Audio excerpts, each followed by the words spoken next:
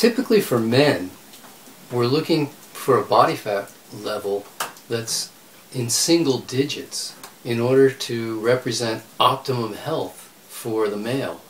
And for a lady, it's actually higher. Ladies carry some body fat in places that men don't.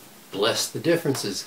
But typically, ladies will carry somewhere in the teens in order to be in an idyllic body fat range. Now, this is sort of like if you're taking a test and you want to get an A.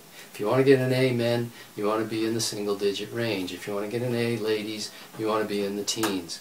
But there's got to be at least some allowance for what we call the overlapping bell curves, the fact that not all people are built exactly alike. Some ladies might even find that in the lowest 20s, they're still totally on top of their game. But by the time they start creeping up to 22, 23, 24% fat, you're scoring a B at this point, no longer an A. Some people get just drawn into the idea that, you know, you can't be too thin, and for a lady you actually can. You can get so thin, you can lose so much body fat that you end up adversely affecting your hormone production. You can end up not ovulating.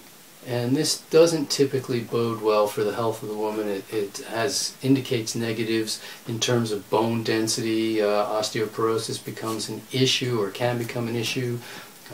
Mental features can become clouded or foggy, or just not really balanced in a way that they normally would be.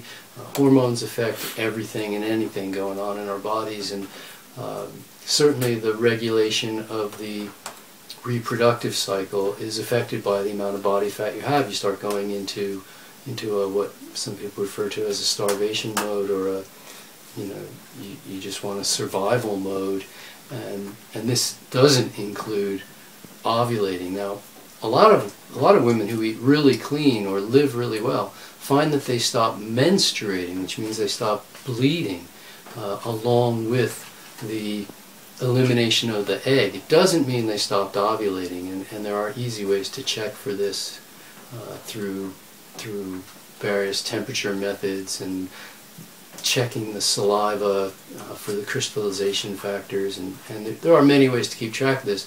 We find a lot of people are concerned about ovulating, and they don't understand that they're just not menstruating, which is typically considered to be a fairly healthy sign. Whereas not ovulating is certainly not a healthy sign. We're not looking to be too thin. World-class competing athlete women very often get down to 10, 11, 12% body fat for competition, and then they'll allow it back up into the mid-teens. These are relatively healthy levels for our standard American people. For us who just want to be health-conscious Americans, being in the upper teens is a great place to be for a lady. It's pretty close to ideal body fat, entering into the low 20s. But if you're below 30, you're still doing pretty well for most ladies.